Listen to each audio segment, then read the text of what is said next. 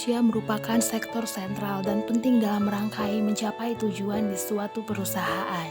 Karena dengan adanya kemampuan skill para pekerja dan kualitas sumber daya manusia dapat menggerakkan perusahaan dengan baik dan benar. Karena manusia merupakan pergerakan terpenting dalam perusahaan, maju dan tidaknya perusahaan tergantung pada pengelolaan sumber daya manusia ini dapat dilakukan dalam suatu perusahaan itu atau oleh suatu departemen tertentu. Baiklah, kita akan membahas secara detail apa sih itu HRM. HRM atau Manajemen Sumber Daya Manusia adalah suatu ilmu atau cara bagaimana mengatur hubungan dan peranan sumber daya atau tenaga kerja yang dimiliki oleh individu secara efisien dan efektif, serta dapat digunakan secara maksimal sehingga tercapai tujuan bersama perusahaan, karyawan dan masyarakat menjadi maksimal. MSDM didasari pada suatu konsep bahwa setiap karyawan adalah manusia, bukan mesin dan bukan semata menjadi sumber daya bisnis. Selanjutnya kita akan membahas peranan MSDM. Peranan karyawan bagi sebuah perusahaan berupa keterlibatan mereka dalam suatu perencanaan, sistem, proses, dan tujuan yang ingin dicapai oleh perusahaan. Berbicara mengenai peranan tenaga kerja harus dibedakan antara mereka yang memiliki pekerjaan dan mereka yang bekerja.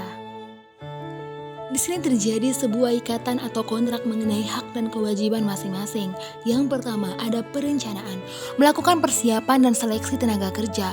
Persiapan dalam proses persiapan dilakukan perencanaan kebutuhan akan sumber daya manusia dengan menentukan berbagai pekerjaan yang mungkin timbul. Ada faktor internal seperti jumlah kebutuhan karyawan baru, struktur organisasi departemen yang ada dan lain-lain. Faktor eksternal seperti hukum ketenagakerjaan, kondisi pada tenaga kerja dan lain sebagainya. Selanjutnya ada pelatihan, pengembangan dan penilaian prestasi. Pengembangan dan evaluasi karyawan.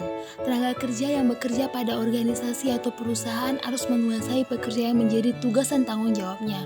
Untuk itu diperlukan suatu pembekalan agar tenaga kerja yang ada dapat menguasai dan ahli di bidang masing-masing, serta meningkatkan kinerja yang ada. Memberikan kompensasi dan potensi pada pegawai. Kompensasi adalah imbalan atau kontribusi kerja pegawai secara teratur dari organisasi atau perusahaan. Selanjutnya kita masuk tugas pokok HRM. Yang pertama, melakukan pengawasan terhadap proses perekrutan, seleksi, wawancara, dan penempatan sejumlah tenaga kerja baru. Yang kedua, mengkoordinasi tenaga kerja yang berbakat dan memiliki keahlian sesuai dengan yang diharapkan perusahaan. Yang ketiga, menghubungkan pihak manajemen dengan tenaga kerja. Yang keempat, memberikan pelayanan kepada tenaga kerja. Yang kelima, memberikan masukan atas kebijakan-kebijakan perusahaan. Yang keenam, melakukan pengawasan terhadap kinerja tenaga kerja khusus dan juga staf mendukung. Yang ketujuh, mengatasi permasalahan-permasalahan mengenai ketenaga kerjaan. Tujuan dari HRM. Yang pertama, menciptakan lingkungan kerja yang positif dan kondusif. Karyawan yang merasa dihargai, dihormati, dan didukung akan lebih termotivasi dan produktif. Yang kedua, menarik, mengembangkan, dan mempertahankan talenta terbaik. Memiliki tim yang kompeten dan berbakat sangat penting untuk mencapai kesuksesan. Yang ketiga, memastikan kepatuhan terhadap peraturan ketenaga kerjaan, menghindari denda dan tuntutan hukum terkait ketenaga kerjaan. Yang keempat, mendukung pencapaian tujuan strategis organisasi. HRM harus sejalan dengan visi dan misi organisasi. Strategi HRM untuk mendukung go internasional perusahaan. Yang pertama, membangun budaya global. Ciptaan budaya perusahaan yang inklusif dan menghargai keragaman budaya. Dorong karyawan untuk belajar tentang berbagai budaya dan bahasa. Yang kedua, mengembangkan program pelatihan dan pengembangan global. Sediakan pelatihan untuk meningkatkan keterampilan dan pengetahuan yang dibutuhkan untuk bekerja di lingkungan global. Berikan kesempatan bagi karyawan untuk bekerja di luar negeri dan bertukar pengalaman dengan kolega dari berbagai negara. Pasangkan karyawan baru dengan karyawan berpengalaman yang memiliki pengetahuan tentang budaya dan pasar internasional.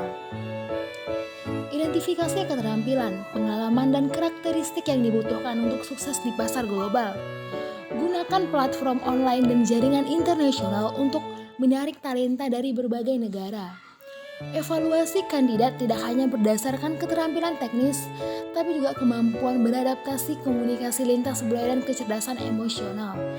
Pahami dan patuhi semua peraturan ketenagakerjaan yang berlaku di negara tempat Anda ingin merekrut. Selanjutnya kita akan membahas tentang jenis-jenis dari HRM. Yang pertama ada Human Resource Information System. Berfokus pada pengolahan data karyawan secara terpusat dan digital, seperti informasi gaji, absensi, cuti, dan lainnya.